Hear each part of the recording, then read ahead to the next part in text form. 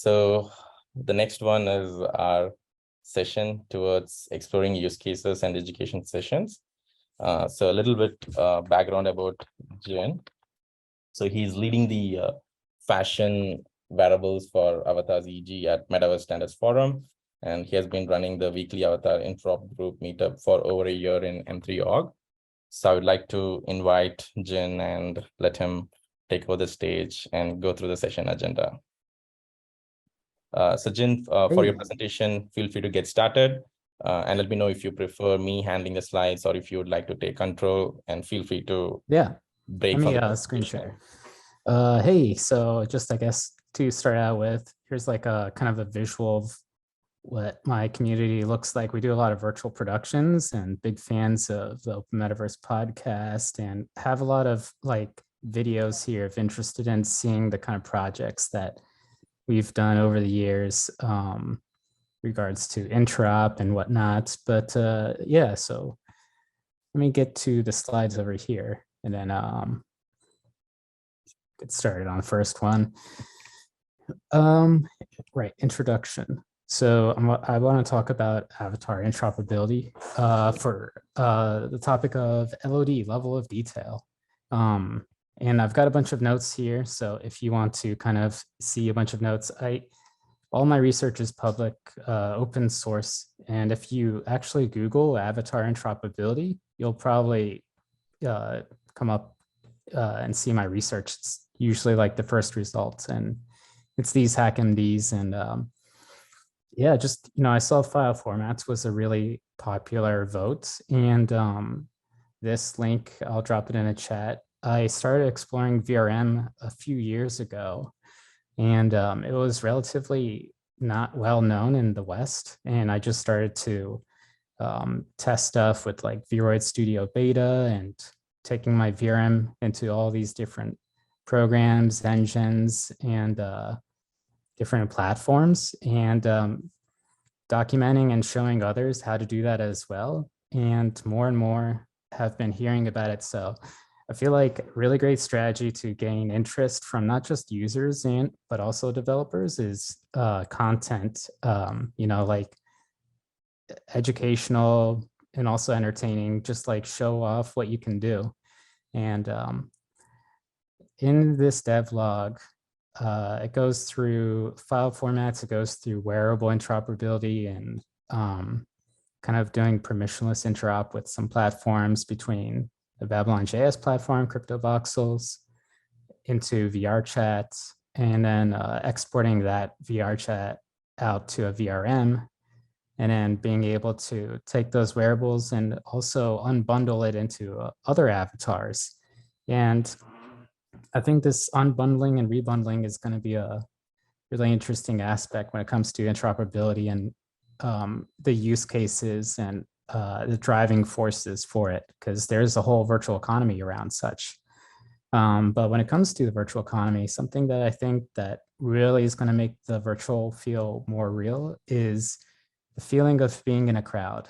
And we need to make sure that the performance is good, that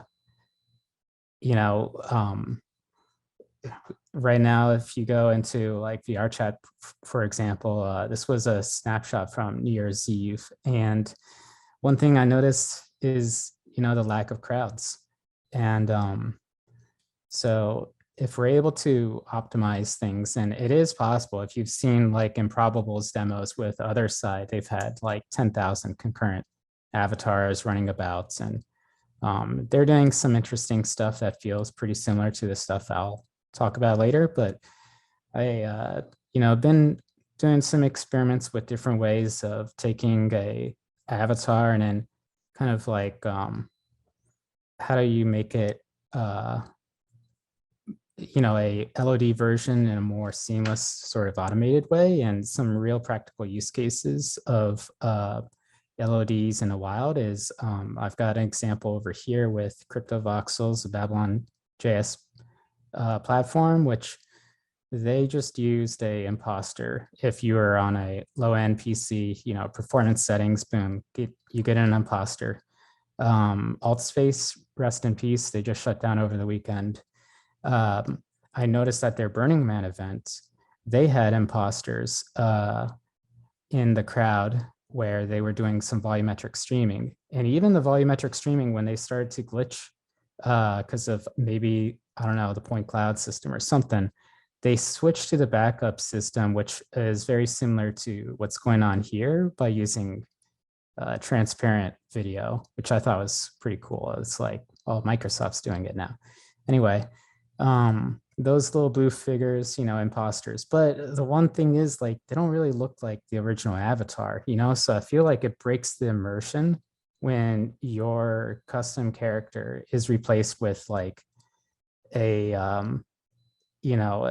and some kind of alternative that doesn't look anything like your avatar. So, and also this topic can extend to pets. The more stuff that we can add to our avatars in a performant way, then the better. And I'm working with some projects that are CCO, in which, it's tens of thousands of CCO game dev assets that will be released to the public domain sometime this year to experiment with this topic. In the case of Tubby Cats, they've got, I think, 1,600 different traits that are all being 3D modeled, as well as 2D pixel art designed.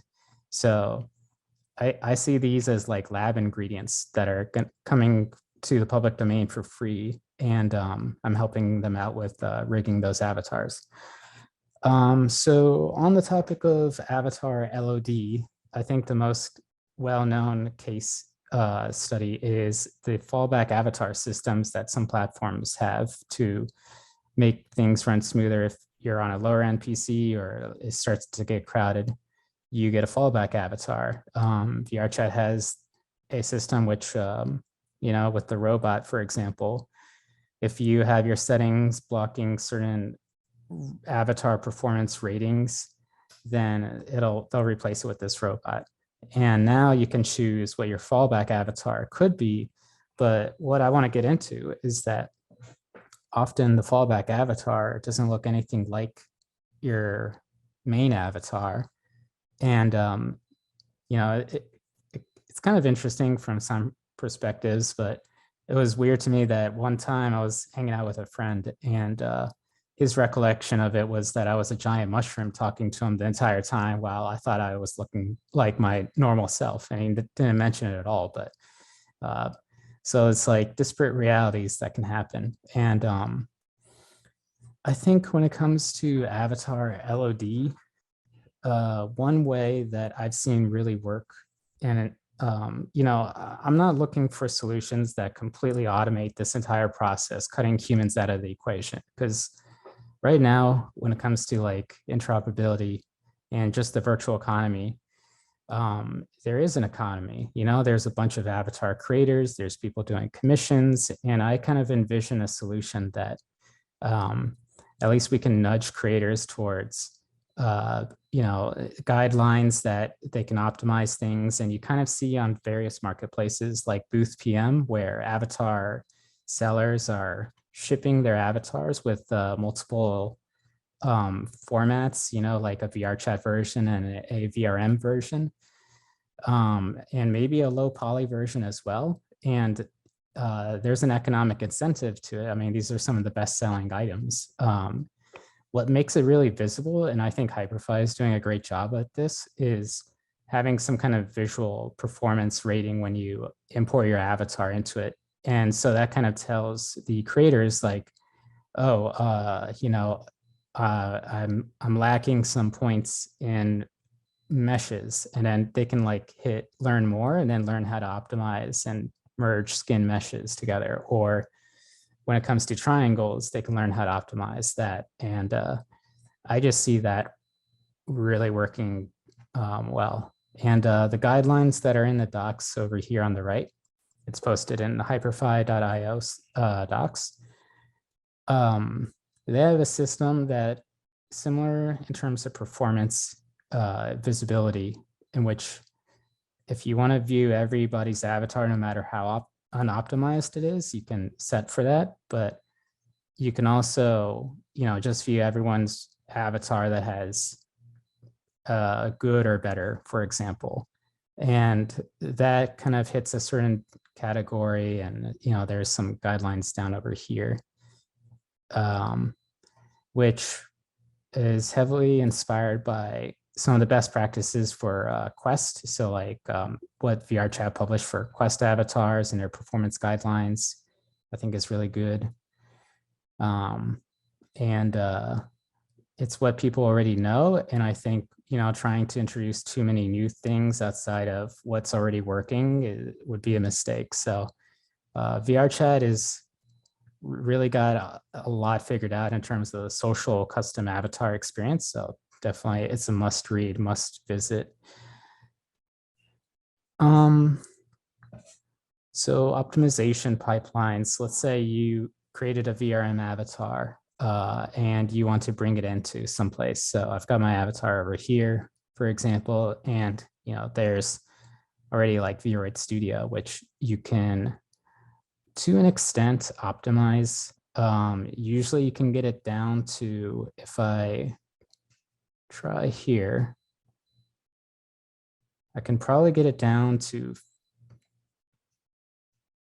17, 18K triangles, which is good. It's not like amazing, but in terms of materials, this is the magic part, like it'll atlas your materials together. And that goes from like 18 draws down to 2 for those materials. And then the texture resolution, that's big, like if you want good performance on Quest and mobile, 2048 is a must, but this is kind of like to the extent how far you can go. And then the next step requires Unity and Blender, which is kind of like a boss level for a lot of newbies. You're going to have to like train and farm some skill points before you get to the next step. Like, especially if you want to add a wearable, like it's a little bit you're going to have to like open up one of those programs. So what I use is Cat's Blender plugin for general, just like a Swiss Army knife. My favorite Unity plugin is this one, VRM VRChat Converter, which is an open source project. It's on GitHub, and I'll link it in the chat. And I think this plugin is really underrated, just not in terms of even avatars, but also the digital assets working group, because this ships with Unity GLTF, which has a really great GLTF importer, and it has like Unity and VRM export. So this plugin does like a lot of good when it comes to import and export. I've got VRChat worlds online where the entire world is like the same reused GLTF files that I used in my 3D websites. And I make like a lot of 3D websites, like that website is a 3D website containing other 3D websites. And so we use a lot of GLTF on the web, right? But Unity and Unreal don't have GLTF like natively built in out of the box. You have to install a plugin. And shout out to VRM VRChat Converter for doing a lot all at once. So like here's more, going back to the slides though. Yeah, so and then Simply Gone is great for atlasing, for optimizing, reducing triangles. It's like an industrial strength version of Decimate. And there's a free version of it as well. Whoops. All right. GLTF Transform is hard mode for artists because it's a CLI tool and artists don't really use command line. But it is possible to combine some of these tools together to create like something in the future where it's drag and drop. And I think that would be a huge boom. And Webiverse has recently created a open source avatar creation tool. You can check it out on studio.webiverse.ai. And this is an MIT licensed character creator that exports GLB and VRM. And the cool thing about it is that it exports, it like does a lot of optimization in the background in terms of calling triangles and look at that, one mesh. So it exports one skin mesh and the shape keys work and everything. The triangle count is a little bit high, but I think that if we were to explore kind of like a pipeline for optimizing, we'll get into Webverse more later. That's one way that they're optimizing VRMs. The other way is sprite sheets. And I have a lot of examples here. So CryptoVoxels doesn't really have that anymore. That feature has been deprecated. But I've got some examples on the right here with Webverse in which they have a performance guidelines thing that takes things to the next level, in which when you go into low quality settings mode, it doesn't override your avatar with a placeholder. It actually optimizes and creates a doom sprite version of your avatar.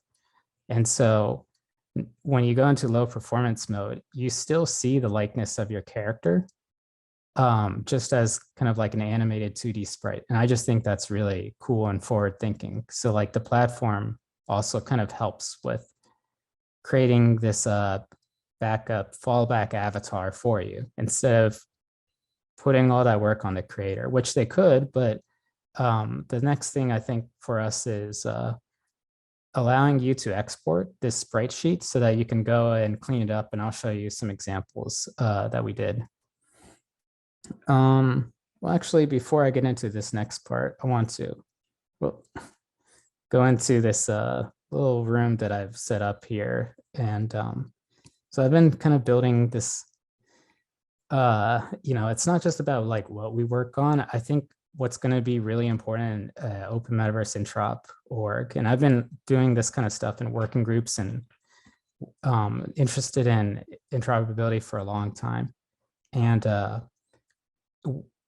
kind of prevent it from being like a group where it's only show and tell and not too much collaboration. We do a lot of virtual events at M3 in collaboration with other orgs, and going on field trips and using these virtual worlds as meeting and thinking spaces. I think the virtual world, like in here in Hyperfy, for example, I use this a lot as kind of like a sort of a 3D Figma, if you will. It's drag and drop into here, and I've got meeting notes from my slides over here, as well as some meeting notes from the meeting that y'all had last time. And because our exploratory groups are so complementary, interoperable characters and avatars and digital fashion wearables, I wanted to break down the silos between these two groups. So, like instead of going and through 3 links to find the meeting notes for every single meeting and then viewing that on a separate tab, I mean, I just see a lot of silos and friction when I just even describe that. Instead, what I do is I export like screenshots into these giant boards. And you can do this with any kind of infinite canvas tool. There's a whole bunch here I could link in the chat as well. Tools that work the way we think, so I really like this. Oh man, that was a good image. Wait, is this okay. Let me find, I've got that image on another computer or devlog. I really like that image that they just showed because that's the inside of Pixar's art room. And I feel like we need to be there. We need to feel like we're there if we're like solving these problems, but also when we want to onboard someone else as to like what we've been working on, these virtual art rooms can really kind of help soak in like, oh, so y'all were discussing, so here's like the wearables group. We discussed layering systems and avatar creator tools and more digiphysical sort of workflows.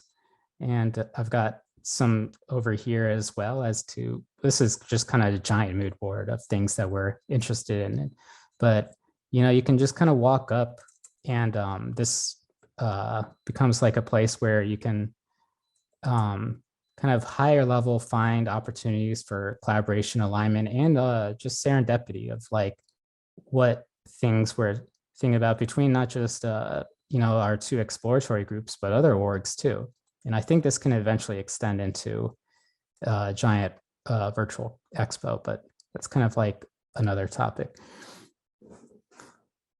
So yeah, I mean, I'm just a strong proponent of like virtual meetups and spatial thinking. You know, like for people who are working on open metaverse interoperability, we need to be able to, I mean, the whole idea is to make things less friction. So we should kind of eat our own dog food in that sense and jump into these worlds. And that helps us to benchmark the friction. Oh man, sorry to hear that, Ash. But hopefully the recording is going to be nice and smooth. So in terms of frames. Yeah, so I've got some notes over here as to like some other ways of achieving sprites. So this was from an experiment of, now it's been a few years actually, so 2020. And in here, I basically took my VRM avatar. And I will kind of guide with my mouse. And I exported it and as an OBJ, brought it into Magic of Voxel, but you could export it as a Vox file out of Blender as well. There's Blender plugins for that. And then exported an FBX I could bring to Mixmo, rigged it, made a whole bunch of different like resolution Vox models. And then I put it through a animation pipeline, which I did some walk cycles, and the voxels really helped with that pixel look. I'm sure like AI could probably do this way better now, but I really like how it just kind of came out. And there's something cool and retro about this. And this is kind of like, this extends avatar interoperability from 3D platforms to 2D platforms, of which there's a lot, and a lot of gamers who play 2D stuff. And from a distance, who's going to tell the difference anyways? You know, like if you look at your avatar from further than 10 feet away, it's, I mean, can anyone really tell? This is actually a 2D avatar, you know, and I'm only like standing maybe 10 feet away from it. So I think sprites are really underrated. You know, you can uniformly optimize things. It's guaranteed one draw call, you know, because it's just an image. There's ways to encode it into a VRM file, like VRM has thumbnails. Maybe there's a way to encode like a sprite version, but I kind of see this like implementation happening and shaping in a few interesting ways, but there's not too many platforms that we can test with at the moment that support both. There's Webaverse, there's VR chat, and maybe Neos VR, but I don't really know too many others. But there is plenty of others for one or the other. And the more the merrier for people who want to bring their identity across to across the metaverse, you know. I just got some examples here where also it can kind of maybe be useful for like a overlay world, or like a top-down sort of Zelda-esque version of these virtual world platforms, or maybe a fighter. You know, if you had animations, you know, the walk cycle is level 1. What if you did a fight cycle? What if you did a Mugen cycle? And now your character suddenly is like, could be a fighter in Mugen. That would be really cool. And there's some more notes down here as to how to even make it even more optimized, down to something that's like a rigged Minecraft skin. And then if you also add a normal map, it looks really good. I'll link this into the chat if folks want to check out some of the research here. But I want to talk about metadata as LOD 0. And this topic has gotten really interesting now with AI. Metadata kind of reminds me of, if you were to like boil down an avatar to just its most basic primitives, I think text, describing what that avatar looks like could be considered LOD 0. And I've got my VRM avatar and I described it, and I did all these kind of like manually over here in this quadrant, in which me or some artist that I commissioned took the likeness of my avatar and reimagined it in these other styles. And down over here, a friend in the M3 Discord took my VRM avatar with permission and took a whole bunch of screenshots from different angles, trained it with some text, and then suddenly was able to generate some of those wild versions of my avatar. And I just think that that's really cool when it comes to interoperability, where you can still kind of see the likeness, and it is kind of like your persona, but in a completely different context and style. And if we want to have a metaverse that's full of different aesthetics, I think this is like the higher road to kind of think about, where there can be many interpretations of it as long as the metadata, the likeness sort of persists. I think, this is an interesting way to explore interoperability. And so we're doing some experimenting. We've bought some school supplies last year that are completely CCO. And it's a way for us to kind of, so this project is called Loot for Adventures. And it was a free mint. It was, it's completely CCO. And it was just kind of this art project that the creator of Vine dropped, which there was no art. There was just white text on black background. And then suddenly a community, I do a poor job of showcasing all the different variations that people imagine that text to be, but we're kind of exploring like, how do you like progressively enhance that all the way to like the highest fidelities? And then like, how can we gracefully degrade that into lower fidelities, kind of like ping ponging back and forth, because you can achieve a lot of really interesting interpretations of such, like from the 3D, then you kind of saw earlier, you can turn that into a 2D. And I have some other images I wasn't able to put into this presentation, but you could also turn it into like trading cards and all sorts of versions of that avatar. So and also for the digital fashion wearables group, we kind of need a wearables collection that is permissively licensed for us to test our theories, hypothesis, and pipelines and all that, a shared database of assets that we can use for our experiments. And I'm building that into the GitHub for MSF. It's pretty much linked in the README here.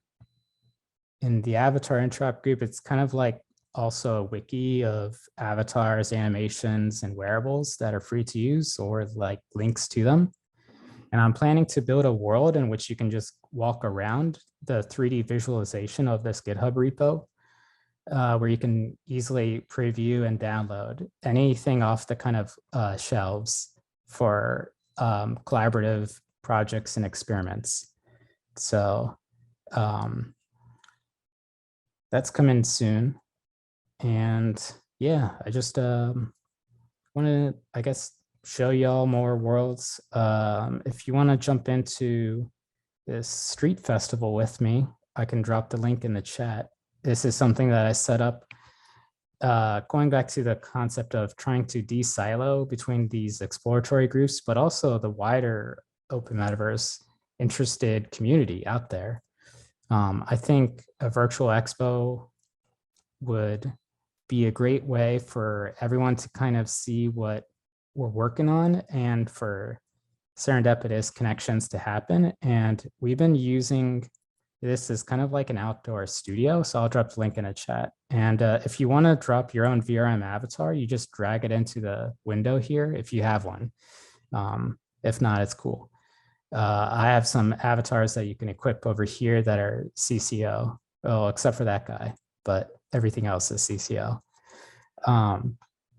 And you can learn more about OMI Group and the work that we're doing there. Every Thursday, there's a GLTF extensions meetup, and I've got some notes over here as to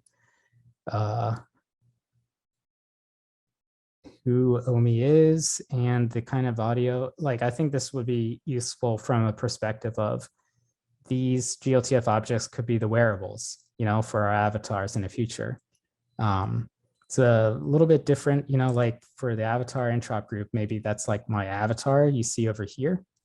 And then like the digital fashion wearables group is like what I'm wearing, and maybe like weapons too, if that's considered fashion.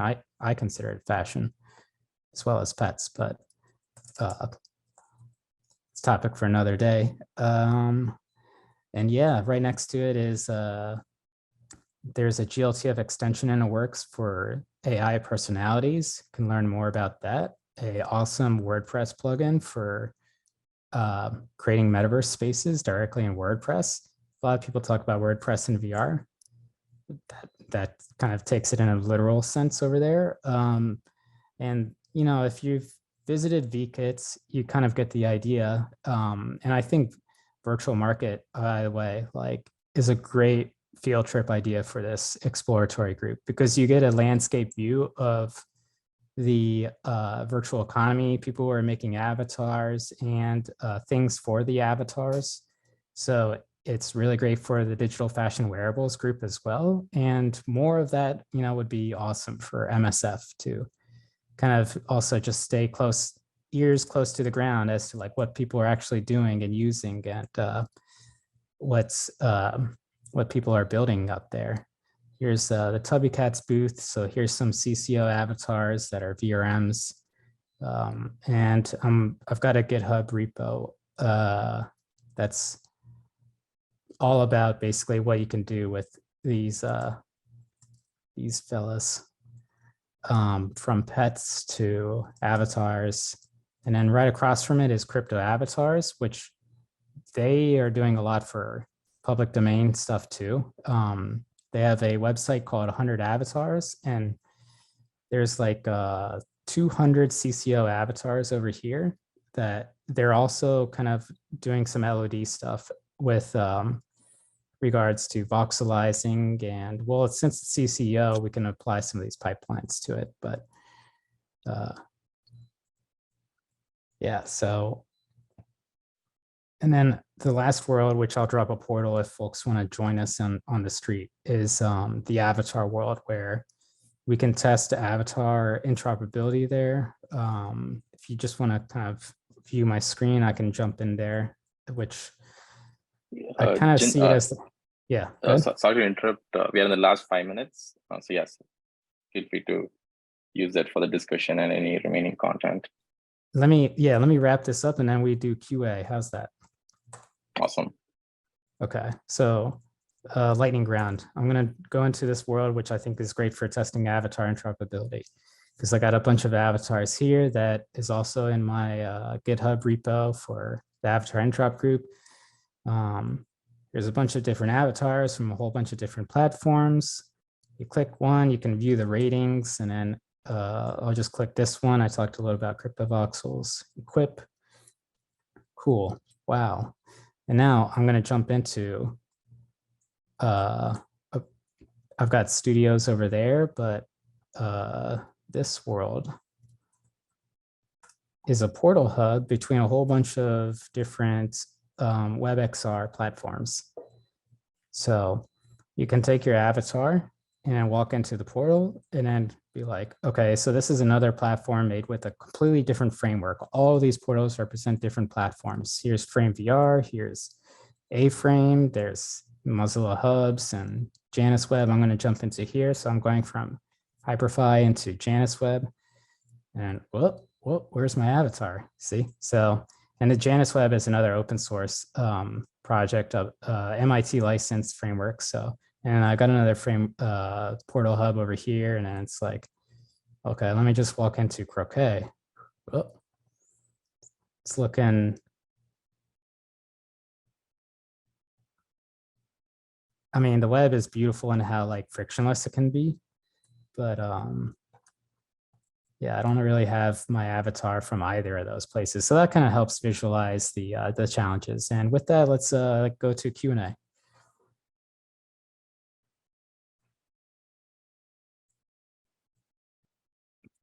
Awesome. Yeah, this is amazing, Jin. Yeah, thank you for sharing all the knowledge. So yes, it's definitely an exciting way to get started with the guest speaker. So yes, due to limited time, I want to make sure everyone has a chance to ask questions. So please unmute yourself and ask any questions to Jin, and then we do have few admin work as a follow-up after that. Yeah, I got a gazillion questions, but we don't have the time for that. I just want to say, so you're showing a lot of tools and you're saying, hey, I can use that tool and that tool and this other tool and basically pipeline those two together, and it'd be nice if they can all work together. And that's a little bit like what I was saying last week. I was saying, hey, it'd be very nice if we could actually not look at the representation of the avatar at the end of the pipeline, but look at what it looks inside the content pipeline at different stages. And then you said, hey, maybe we can standardize that. And so anyway, those are things that I'm very aligned with and would like to talk more about. Although on you had a very good presentation. I have a question about the digital fashion group. I'm a bit lost there, because there is a digital fashion group in the Metaverse Channel Forum, but I looked at it and they don't have any meetings, nothing's happening there. So where is that? Right, yes. I'm working on the reboot. So like I got the README all fixed up, and it's been on a little bit of a hiatus because Jack, went on a sabbatical for 6 months, and I had a whole lot of stuff piled up on me at the beginning of the year, but I plan to kind of write an update email, and I got the GitHub repo set up, and we're going to be starting meetups again. I think maybe every Tuesday around this hour. No, because I thought I missed it. It was I didn't look at the right place or something. Okay, that's cool. Yeah. I got a question for you. You're like, hey, this is pretty cool. I have all those different representations of my avatar and with different form and different rendering, and they kind of look the same. And I can see myself being one of those things. I was wondering how much the behavior of the avatar is important. For example, the way you move, the way you talk, the way the animation is that important in your opinion, to have the feeling that's the same avatar in the different representations? I think game feel is a really interesting topic. And that interoperability unlocks kind of like the strengths of each platform out of the box. Like if you want to have the experience of like a social VR hangout, you bring it into VR chat or like Hyperfy. And if you want to have the experience of like a more game sort of like features out of the box, you can bring it into platforms that support some of those features out of the box. As long as they kind of abide by these interoperable open standards, such as like VRM, then it's very easy for creators to import and unlock these features seamlessly. And yeah, I mean, I'm fine with each platform just kind of leaning into what people love about it, and people having the ability to bring this around. Yeah, I like this kind of definition of interoperability as the way you describe it. And maybe one last question in my list. How does the sprite sheet knows about all those animations? How do you know what the first line is going to be this kind of animation? How do you make sure it's kind of standardized? Oh, it's not. Yeah, I think that would be a good possible topic proposal. It needs a lot of work. Thank you. So, hey, Jin, I've got a question too to kind of build on that. First of all, thanks for the awesome talk. So about the generation of the levels of detail, are there tools that do that now to go like give it a GLTF or a VRM, and then it'll do the LOD generation for you? One of them is Simply Gone, that they have some tools, and there's also some stuff with GLTF transform, which Okay. I've been looking at a pipeline for GLTF transform LOD. I'll just drop it into chat. Anything that does the sprite sheet generation too, or was that? Yeah, manual? that's open source too. So Oh, there's cool. something on Weber Studios. Also, Jin, just a reminder, we are pretty much towards the end of the meeting. Is Got it it. okay if we can follow up on this offline? Like you can probably share your email in the chat. Yeah, I'll just So- link this GitHub, and Control K, y'all. Control K, you can search GitHub so fast. It's a lifesaver. Use it in Discord, use it in GitHub, anywhere you just test Control K. All right, I'm gonna stop sharing.